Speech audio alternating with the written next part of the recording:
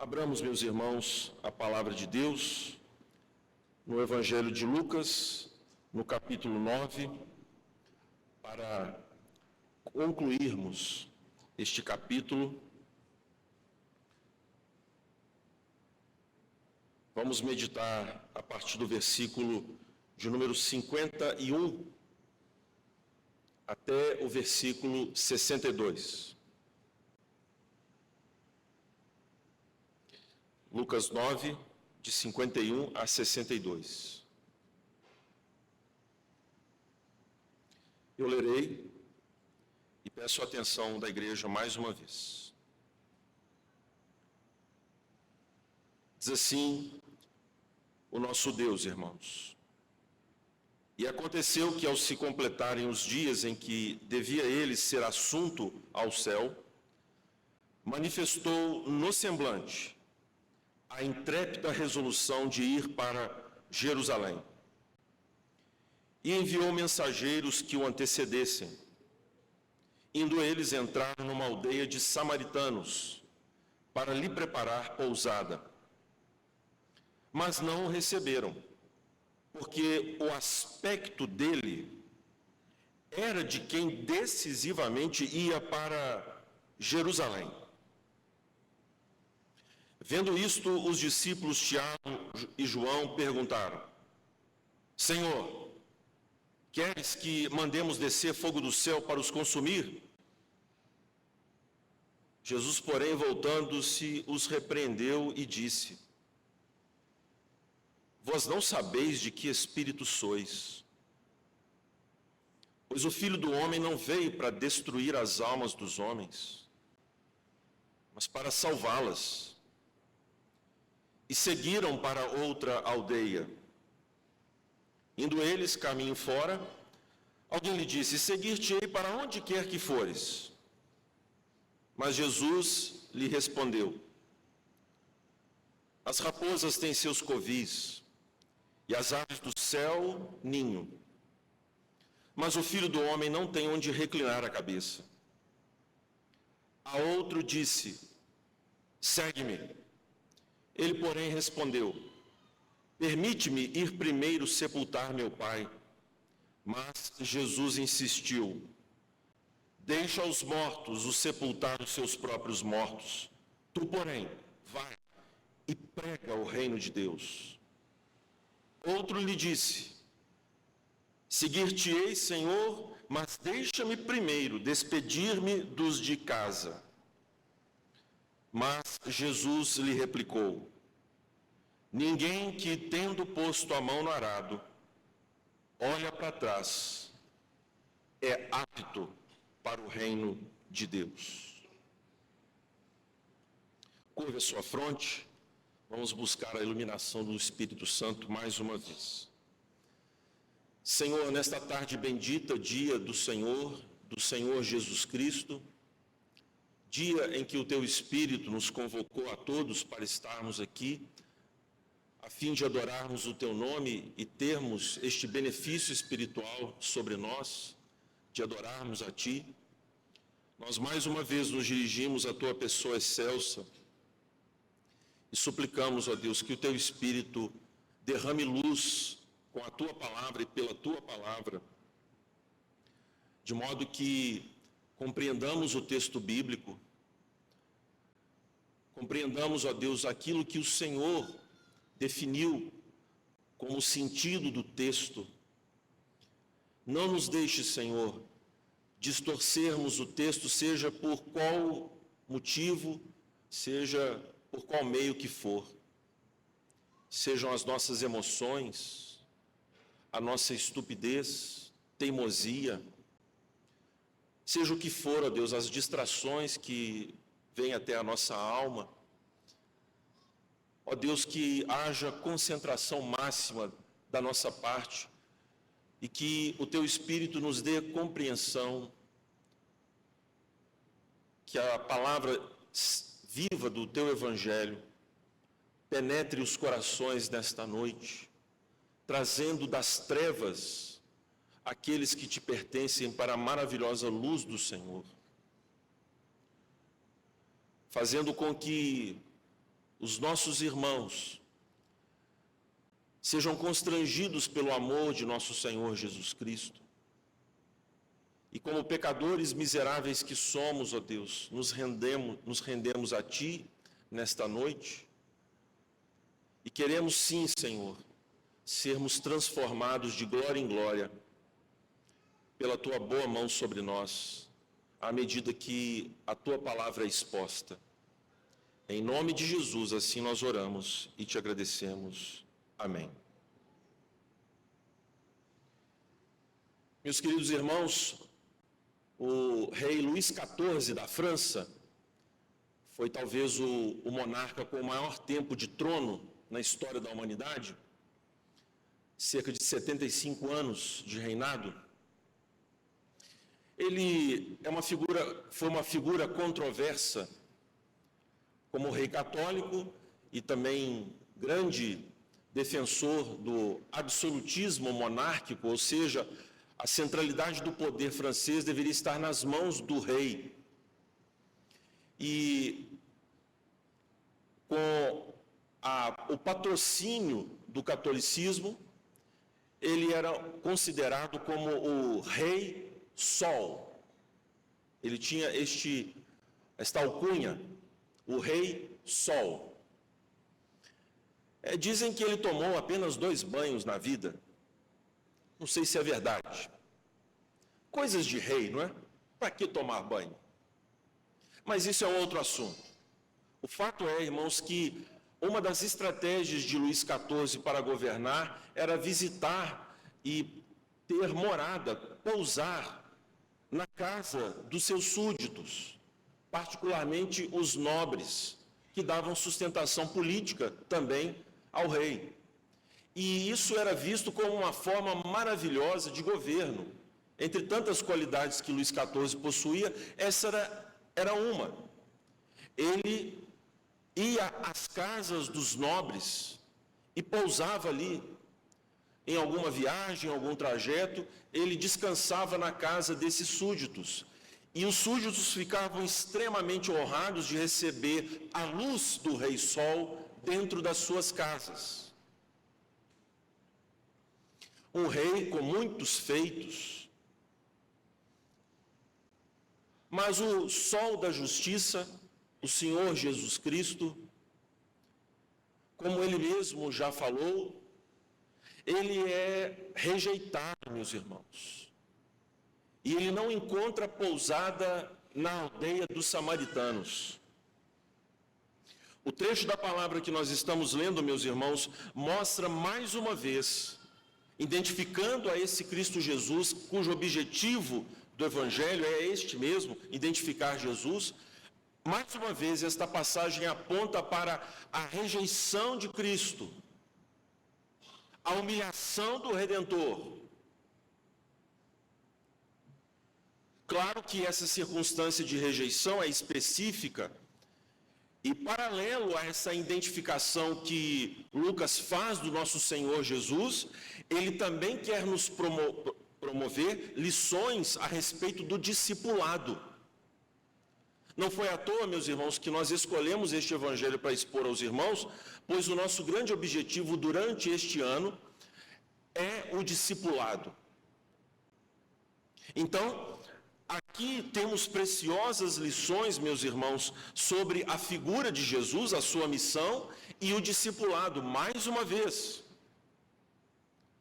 De modo que nós temos a jornada para a cruz e a nova comunidade messiânica.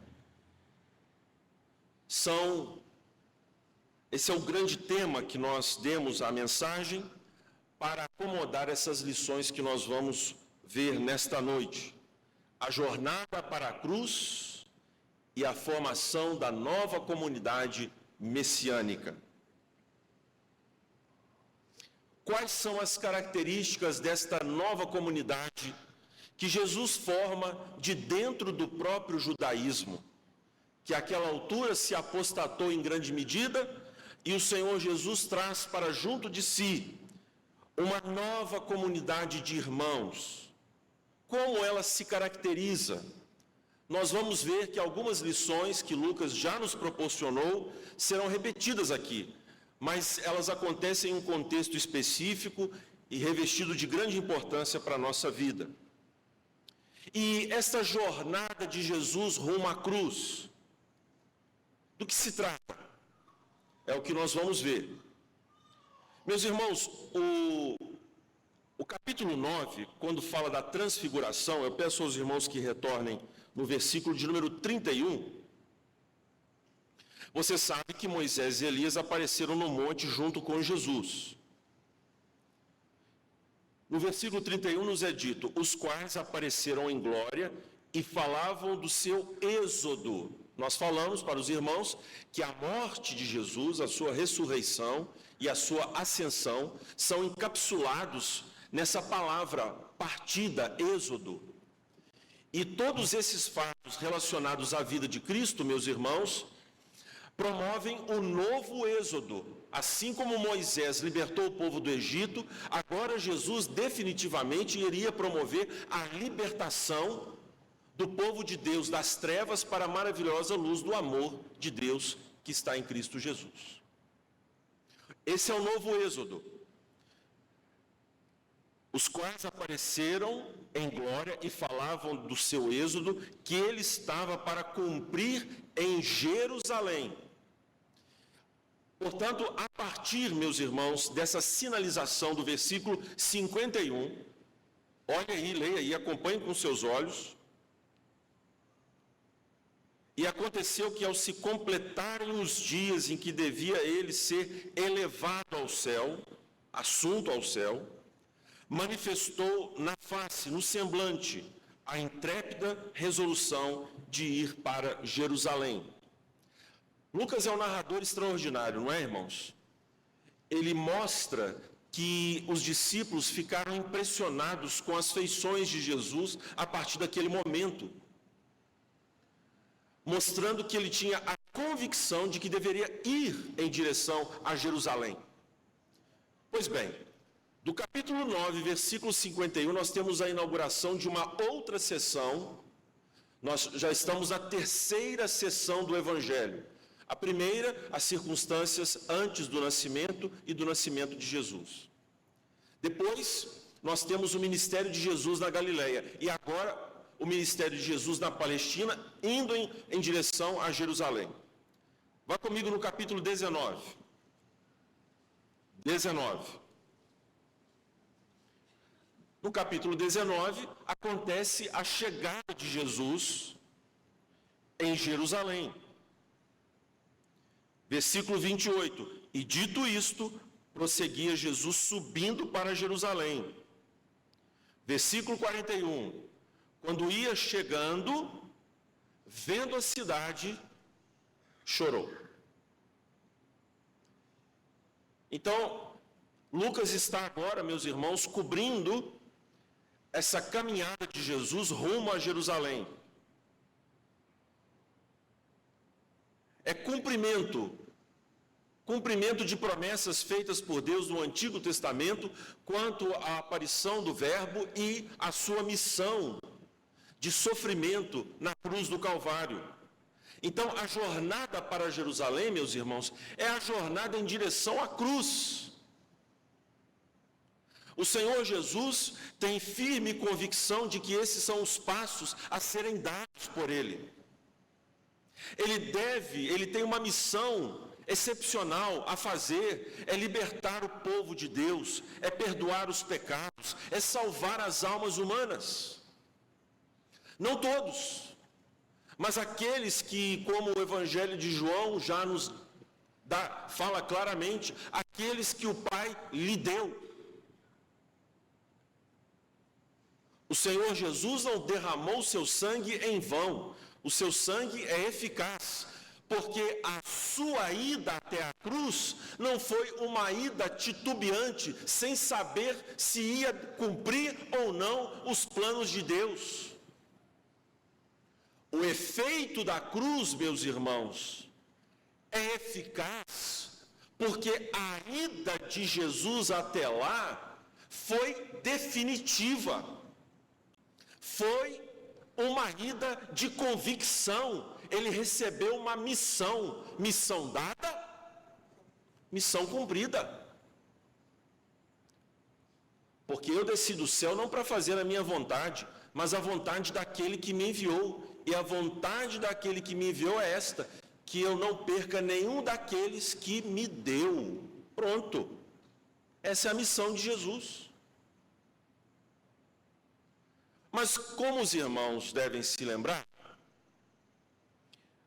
os discípulos e também os samaritanos, os discípulos judeus e os samaritanos judeus mestiços, além de não se darem um com o outro, por razões históricas que nós vamos aqui falar, eles eram afeitos a uma visão messiânica triunfalista. O Messias era simplesmente uma figura beligerante que colocaria em torno de si um exército infalível para libertar Israel dos povos que lhe oprimiram.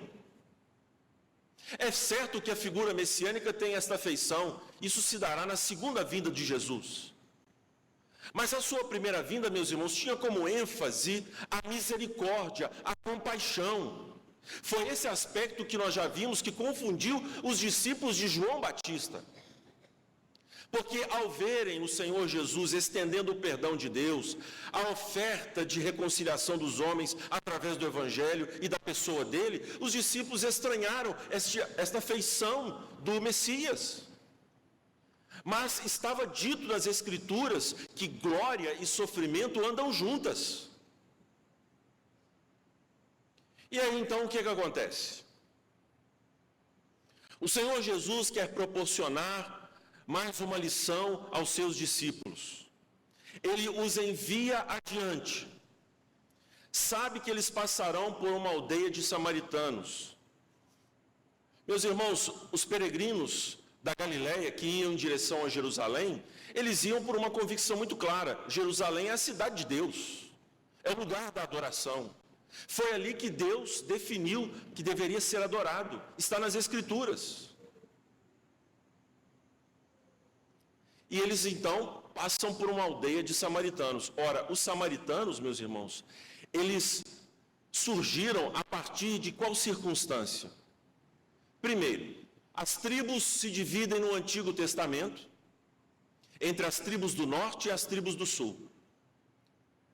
Roboão é o primeiro rei na tribo do sul, Judá e Benjamim. E Jeroboão é rei na Samaria, na região norte, onde se aglutinam as outras 10 tribos de Israel. Jeroboão, para dominar politicamente o povo, estabelece uma adoração paralela lá na terra da Samaria. E ali, meus irmãos, é uma sucessão de reis idólatras, como por exemplo Acabe, que acabou com tudo mesmo. E aí o que acontece, irmãos? Deus envia um povo, o povo assírio, para dominar e exilar os israelitas do norte. Esses homens se espalham no meio dos domínios da Assíria e propositalmente os reis assírios provocam a mistura, a miscigenação dos judeus com os assírios para que eles abandonassem a sua religião dogmática, exclusivista, e optassem por adoração pagã, pluralista. Uma adoração idólatra sempre serve, meus irmãos, aos domínios políticos de quem quer que seja. Porque na pluralidade de deuses, não há nenhum ali que arroga para si uma autoridade maior do que a autoridade política. Então os samaritanos surgiram desta miscigenação. Eles em parte eram idólatras e em parte eram judeus que criam, por exemplo, na Torá, nos 5 primeiros livros da Bíblia, no Pentateuco. Eles acreditavam que a adoração era no Monte Gerizim, onde se promulgou as bênçãos e maldições da lei. Eles não acreditavam que a adoração era em Jerusalém, mas no Monte Gerizim. Então, que história é essa? Com toda essa situação, esse frisson, essa tensão entre os samaritanos e judeus, ambos são triunfalistas, acreditam no Messias bélico. Vai passando então uma comitiva e diz assim: olha, vai vir uma turma grande aí, se hospedar nesta aldeia. Ah, sim, eles vão comer a nossa comida, beber a nossa bebida, vão se hospedar nas nossas camas. É isso que vocês estão falando, que nós, samaritanos, vamos hospedar judeus que cospem no chão quando nós passamos. É isso que vocês estão pedindo para nós? Inclusive vai vir um entre eles que é o Messias, o rei. Ah, sim. Meus irmãos, vocês acham que o custo desta ação para os samaritanos era pouca coisa? Era tanta que eles falaram: pega este boleto e vai embora, nós não vamos pagar isso não. Eles rejeitaram, meus irmãos, o Rei dos Reis, o Senhor dos Senhores.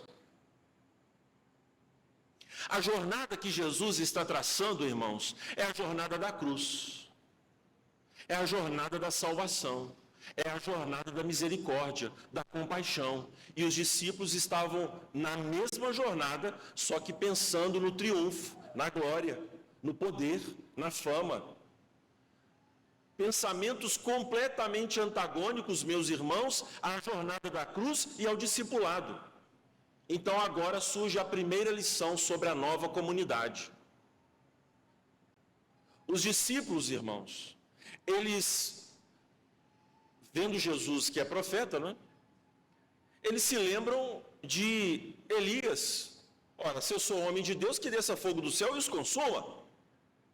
Mas Jesus explica, meus irmãos, que há misericórdia no ministério de Elias. O Senhor Jesus, ele esteve com este profeta conversando há pouco no Monte da Transfiguração. Havia graça no ministério de Elias, mas também julgamento, desafio.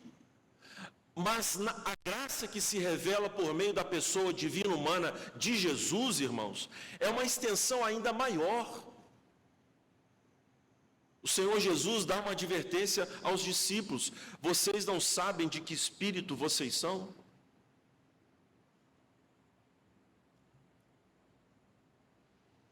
Vocês não sabem.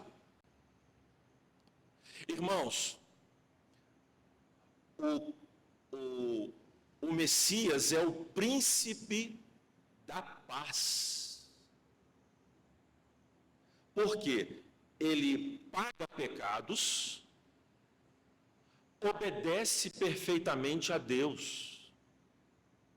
Então, irmãos, ele é apto para reconciliar o Deus iracundo, irado contra os pecados dos homens, reconciliar os homens abomináveis.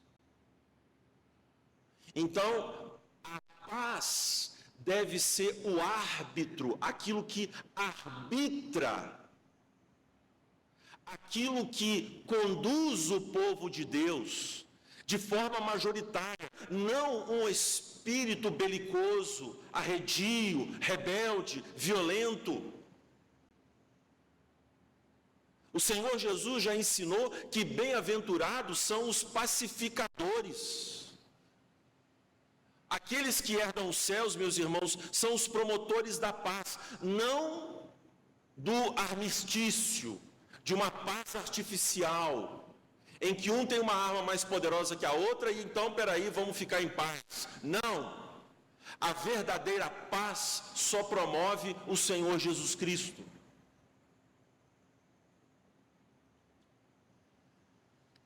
E é isso que ele está ensinando para os seus discípulos, irmãos.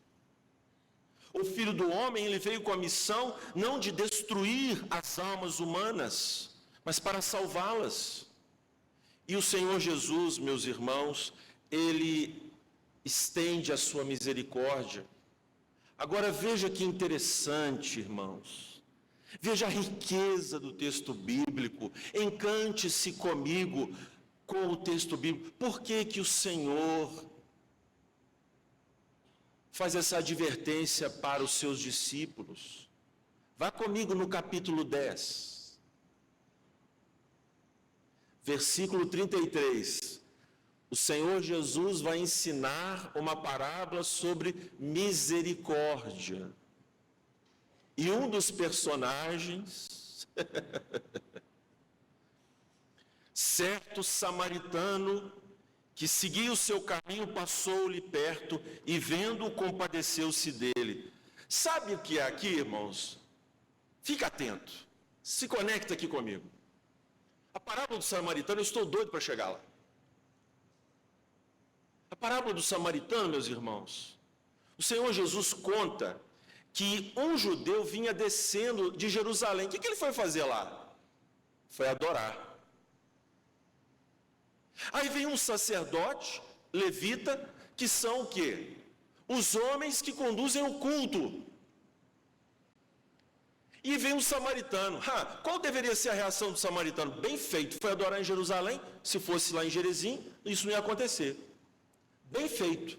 É para ver se aprende, esse judeu maldito. Não. O que o samaritano faz? O que um judeu digno deveria fazer. Mas tem mais.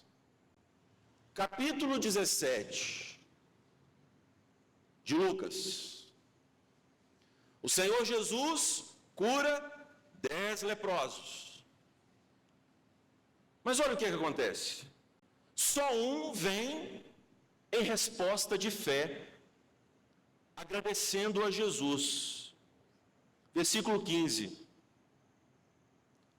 Um dos 10, vendo que fora curado, voltou dando glória a Deus em alta voz e prostrou-se com o rosto em terra aos pés de Jesus, agradecendo-lhe. E este era...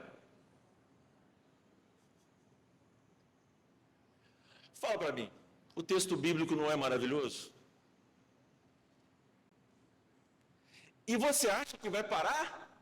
Não. Lá no capítulo 8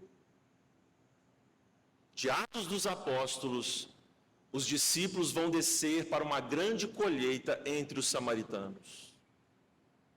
O Senhor Jesus está formando a sua nova comunidade, meus irmãos, e para estendê-la é preciso agir com misericórdia, com compaixão, com perdão, estendendo aos homens isto.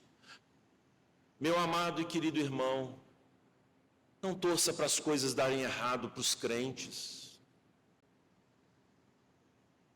Não torça para que as pessoas sejam aviltadas pelo juízo divino, como se fosse uma vingança da sua parte.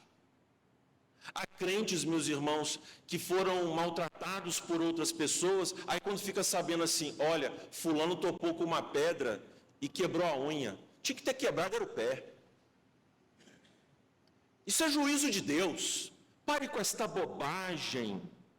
Pare com isto. Você não sabe o que Deus está fazendo com aquela pessoa. Quem te induziu a ser juiz de homens? Só há um juiz na terra, meus irmãos. E se o acerto não aconteceu aqui, pode ter certeza que o acerto vai acontecer lá. Mas tem crente, meus irmãos, que é agoureiro. Vai, Gabriel, isso, tropeça. Ele joga feitiço. Coisa absurda, irmãos. Roga praga. Eu sei, amados irmãos, que nós, muitas vezes, quando somos atacados, quando somos feridos de forma injusta, lamentamos diante de Deus, mas isso não pode se colocar o sol sobre a nossa ira. Nós não somos chamados, irmãos, para a mágoa, o ressentimento, a raiva, a ira. Nós somos chamados, meus irmãos, para dar lugar à ira. não amaldiçoar, mas abençoar, amontoar brasas vivas na cabeça daqueles que nos falam mal de nós, nos fazem mal. Nós somos deste espírito, irmãos. E nós não constrangemos os homens pela força de alguma coisa, do Estado, do dinheiro, para que eles se convertam a Deus. Não, irmãos, não é por força, nem por violência, é pelo Espírito de Deus. A prova de que o reino de Cristo é inabalável é de ter trazido aos pés dele um perseguidor da igreja. Saulo, Saulo,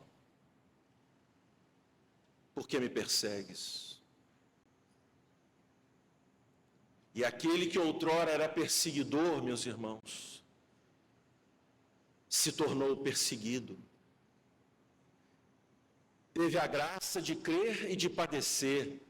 E o Senhor Jesus disse que ele provaria desta bênção. Agora você vai ver o quanto importa sofrer pelo meu nome. Por isso, amado irmão, aquele que sofreu por nós, indo na jornada da cruz, caminha com ele. Caminha com ele. Os humilhados serão exaltados. Já vimos a jornada da cruz, a primeira lição sobre a comunidade, a nova comunidade. É uma comunidade da misericórdia, é uma comunidade da compaixão, do perdão, da salvação. Agora, a segunda característica, observe aqui, meus irmãos, no versículo 57, isto é muito importante. O Senhor Jesus no versículo 58, perdão. Mas Jesus lhe respondeu: as raposas têm seus covis e as aves do céu ninhos, mas o Filho do Homem não tem onde reclinar a cabeça. Onde que isso acabou de acontecer? Com os samaritanos. A pessoa quer seguir a Jesus. Mas a lição que o Senhor Jesus dá da nova comunidade é que, assim como ele não tem morada neste mundo, os seus discípulos também não têm. São forasteiros, são peregrinos.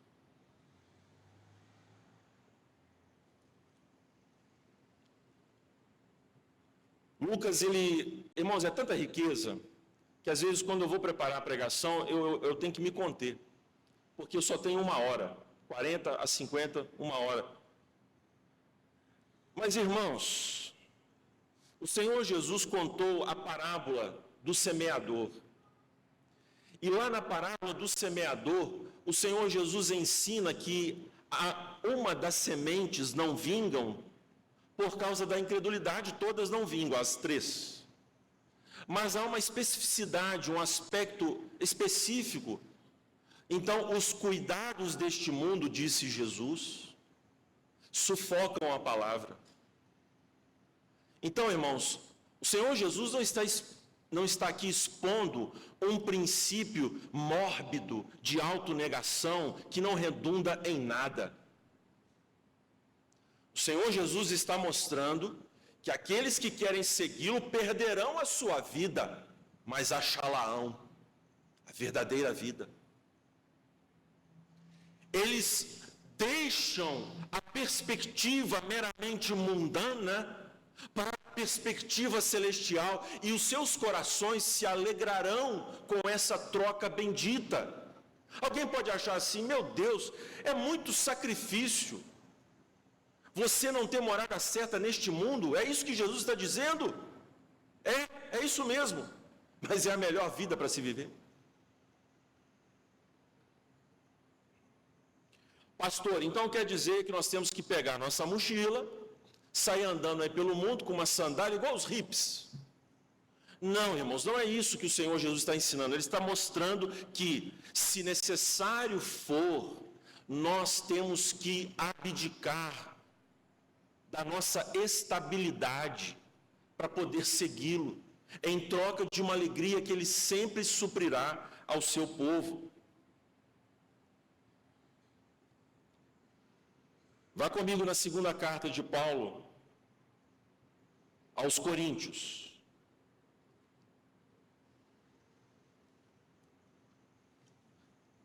No capítulo 12. No capítulo 12.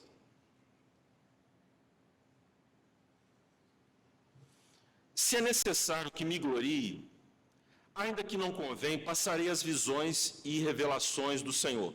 Paulo quer mostrar que ele é credenciado como apóstolo para fazer o que faz e falar o que fala. Está mostrando isso para os coríntios. E ele fala sobre essa experiência. Ele não sabe se foi fora do corpo ou no corpo, de tão arrebatadora que foi. E ele esteve no paraíso, irmãos.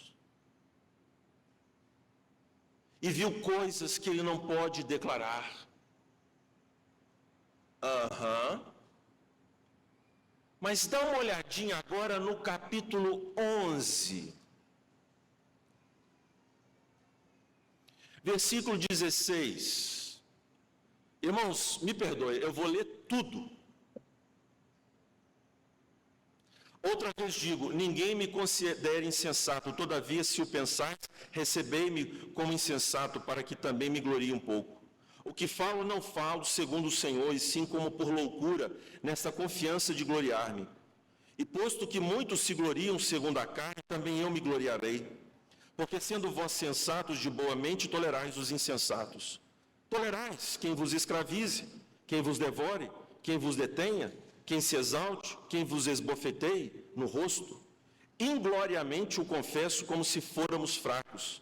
Mas aquilo em que qualquer tem ousadia, com insensatez o afirmo, também eu a tenho. São hebreus? Também eu. São israelitas? Também eu. São da descendência de Abraão? Também eu. São ministros de Cristo? Falo como fora de mim. Eu ainda mais. Em trabalhos, muito mais em prisões, em açoites sem medida, em perigos de morte muitas vezes. 5 vezes recebi dos judeus uma quarentena de açoites menos um. Fui 3 vezes fustigado com varas, uma vez apedrejado. Em naufrágio 3 vezes. Uma noite e um dia passei na voragem do mar.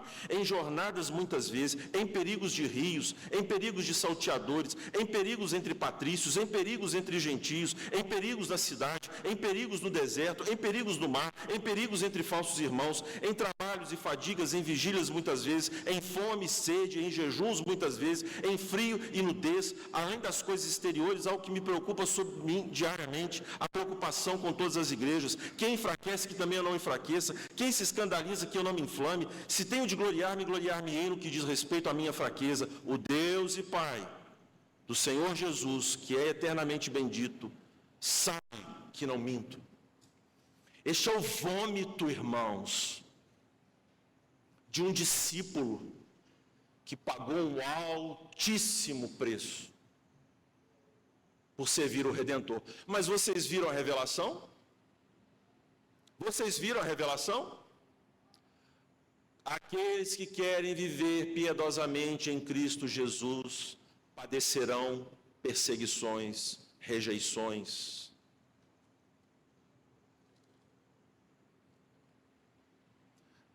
Mas esta glória, irmãos, do sofrimento, será sucedida pela glória do prazer, da alegria, da convivência íntima com o Redentor. Essa é a afirmativa de Pedro. Se sofremos por Cristo, é porque sobre nós repousa a glória dele.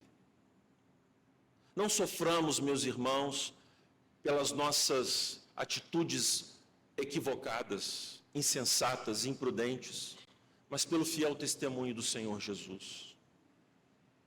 Retornemos ao texto de Lucas. A quarta lição, meus irmãos, sobre a nova comunidade do Senhor Jesus. Não tem morada certa. E a prioridade do reino é absoluta.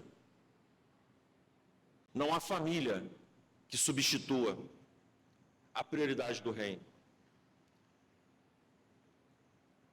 O Evangelho de Lucas, meus irmãos, é maravilhoso. porque Lucas já nos falou sobre isso.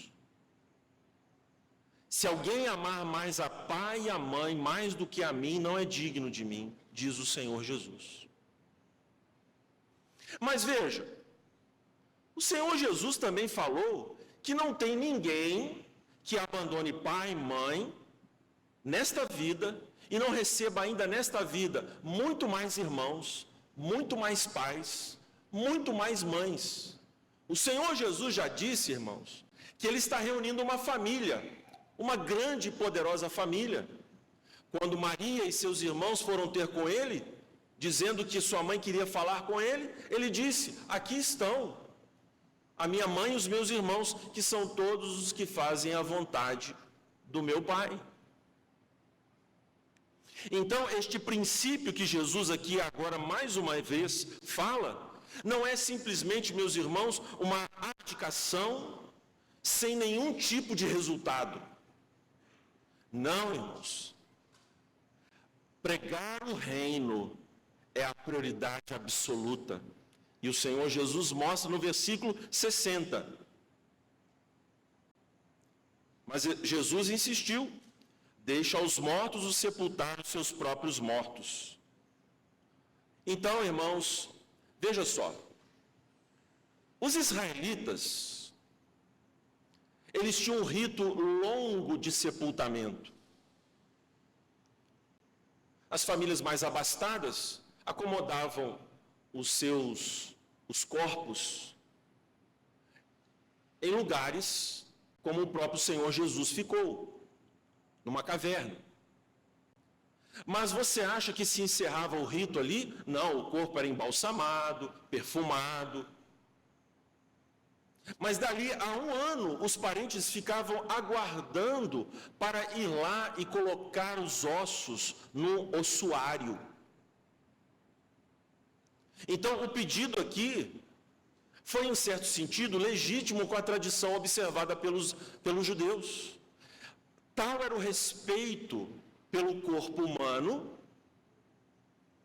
que eles aguardavam para acomodar os ossos desta maneira. Parece que Jesus é um homem insensível, que não se importa com as famílias. Não, irmãos, este homem que está falando, ele quer que nós cuidemos dos nossos pais.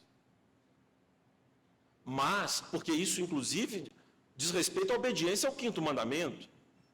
Mas ele está mostrando que o reino, para ser expandido, tem que haver da parte do seu súdito um compromisso inabalável com a proclamação deste evangelho acima das relações familiares.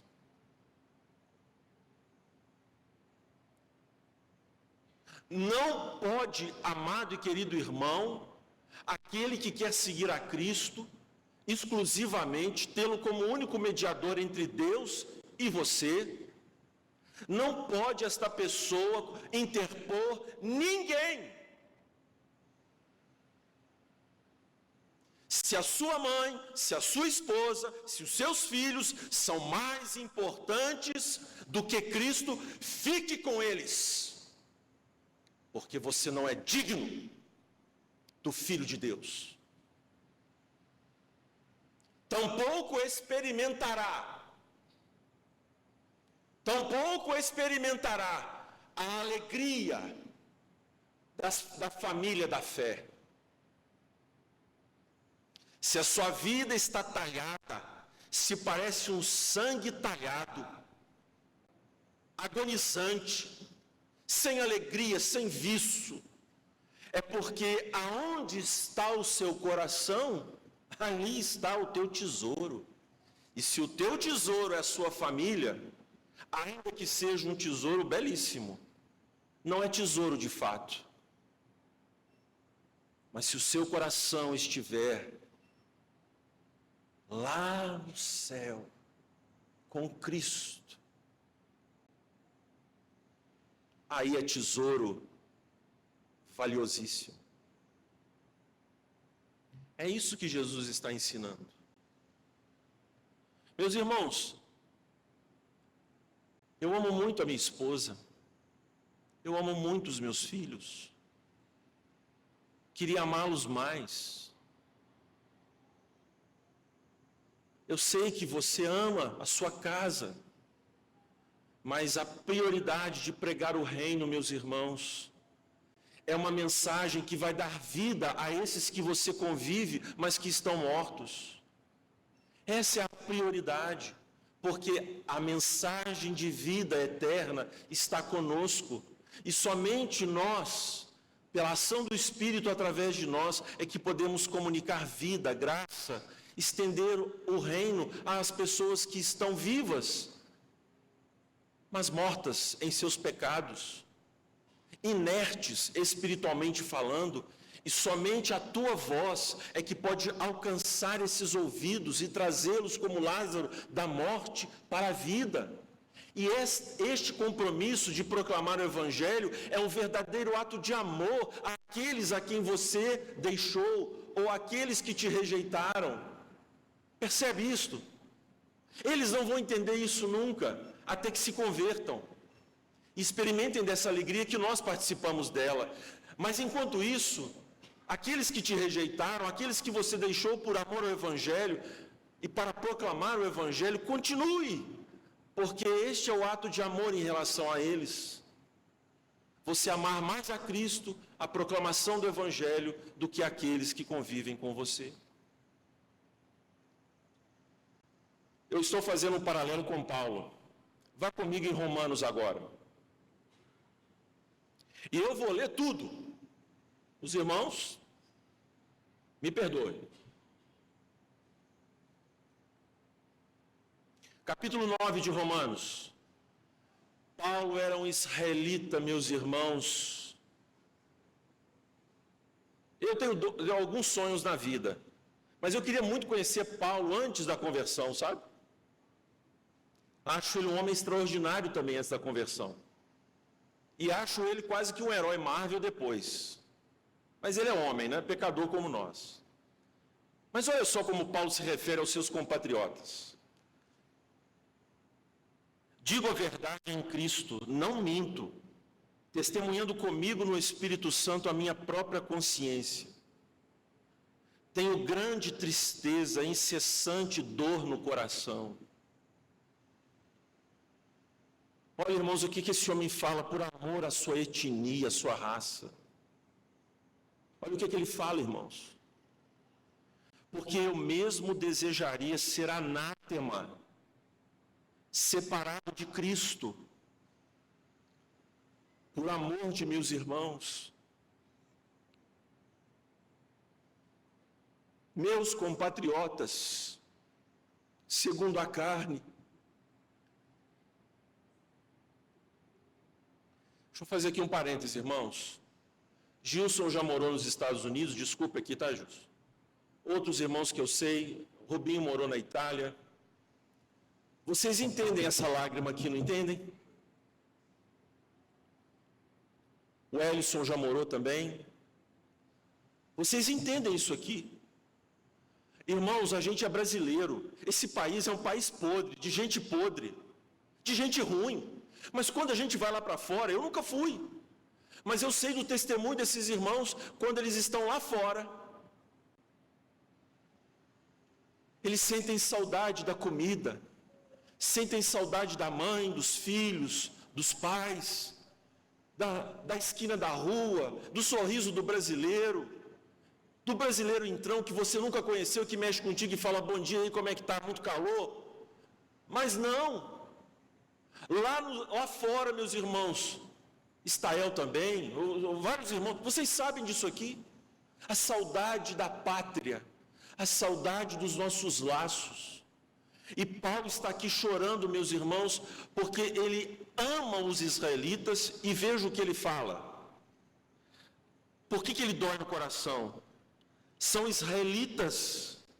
Pertence-lhes a adoção e também a glória, as alianças, a legislação, o culto e as promessas.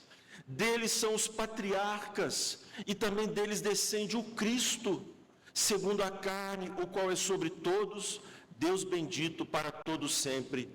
Amém. São palavras, meus irmãos, de alguém que abandonou um laço, um elo étnico, fortíssimo. São as pessoas que ele ama que deveriam crer em Cristo, e elas não creem. E Paulo chora, mas ele entendeu que os laços da fé são mais poderosos e gloriosos do que os laços consanguíneos.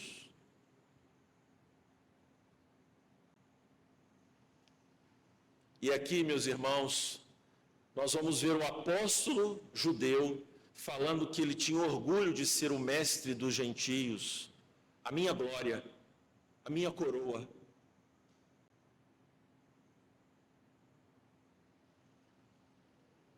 A glória de Paulo, meus irmãos, era suportar tudo para que os eleitos alcançassem a salvação com toda a glória. Esse é o verdadeiro discípulo.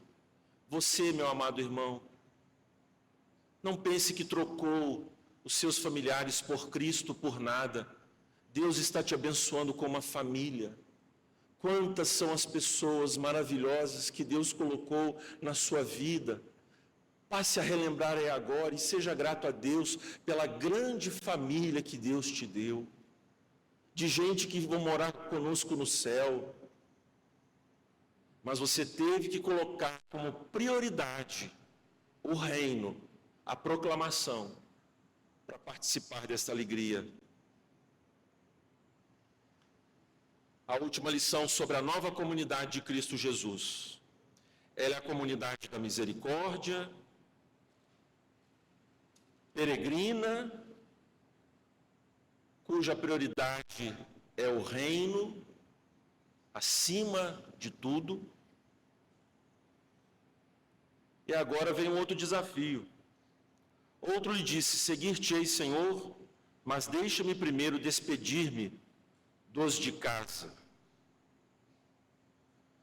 Mas Jesus lhe replicou: ninguém que tendo posto a mão no arado olha para trás, é apto para o reino de Deus. Ah, pastor, isso é palavra para pastor. Não é não. Não é não.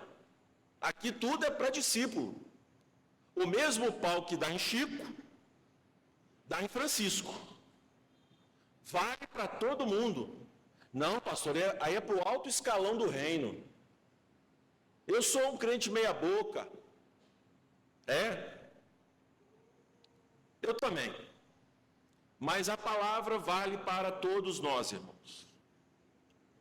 Ninguém que tenha posto a mão no arado. O Senhor Jesus compara o trabalho em que nós somos inseridos nele com o arado. Então é uma regra, meus irmãos, da agricultura muito simples. Você pôs a mão no arado para trilhar o chão. Segue reto, sem parar. Porque se você olhar para trás, você vai desviar dos sulcos que você tem que fazer para semear. Então, pôs a mão no arado, vai adiante. O que significa isso, irmãos? Que a nova comunidade de Jesus é uma escolha definitiva, irrevogável, intransferível. A escolha de participar do reino não tem como voltar para trás.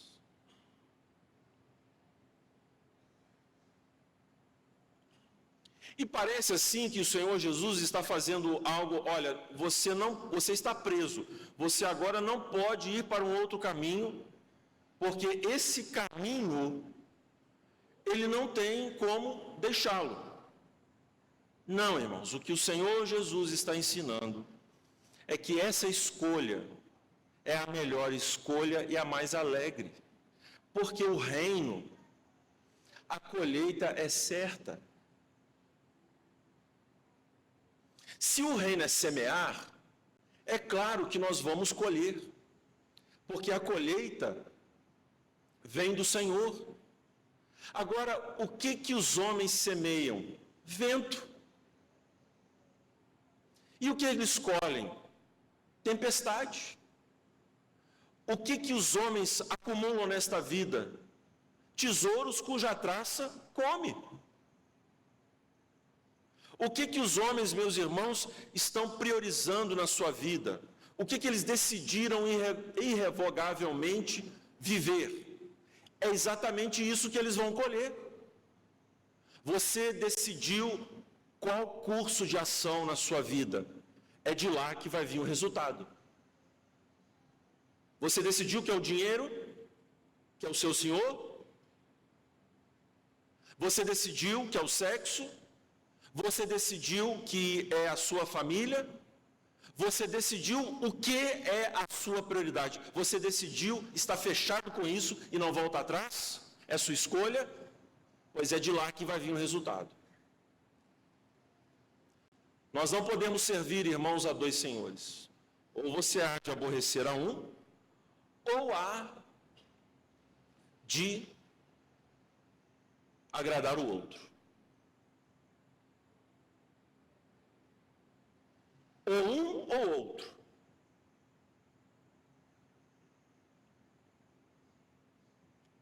O apóstolo Paulo, meus irmãos, disse que há de mim se não pregar o evangelho, por causa do perdão que ele recebeu.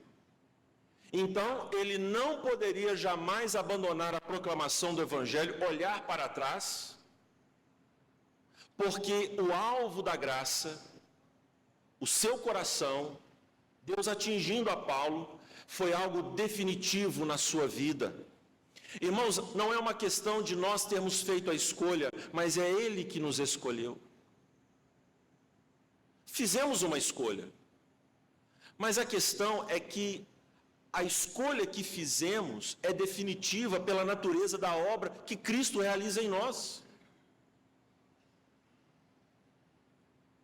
A graça, irmãos, é irresistível.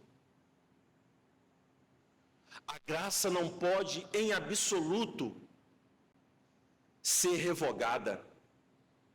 Os dons de Deus são irrevogáveis.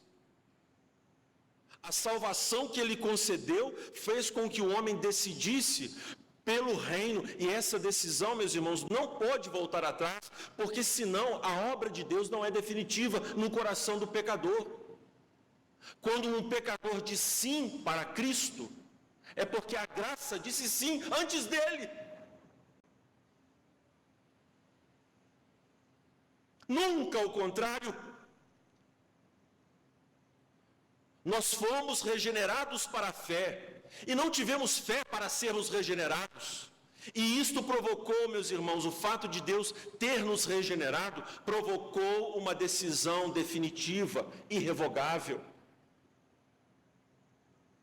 Por isso que o Senhor Jesus está dizendo, atenção, ninguém que tendo posto a mão no arado, olha para trás, é apto para o reino de Deus. A pessoa que olha para trás, vira uma estátua de sal na Bíblia. A pessoa que olha para trás, nunca esteve olhando para frente. É como a porca lavada que volta ao próprio vômito. A pessoa que volta para trás não é os da fé para a preservação da alma. Não. A pessoa que volta para trás é aquele que nega a Cristo e comete suicídio.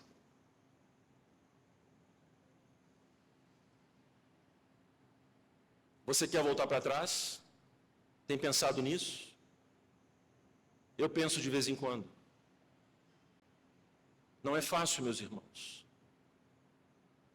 Pedro pensou em voltar para trás. Chamou os discípulos e falou, olha, vamos lá para o parque, no Pesque Pague lá. Vamos voltar para a nossa vida de pescador.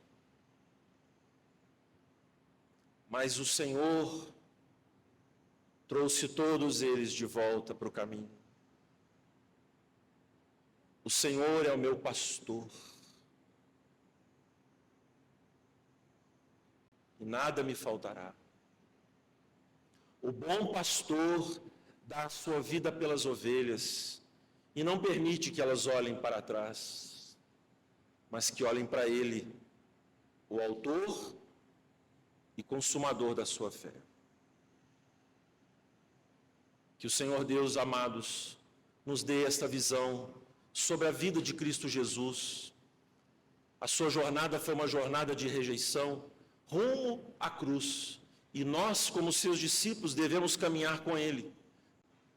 Caminhar com Ele indo para a cruz com misericórdia, sem morada como peregrinos, sem família, mas tendo a maior família, e de forma definitiva. Que Deus o abençoe, meu amado irmão. Prossiga, caminhe, em nome de Jesus. Vamos orar.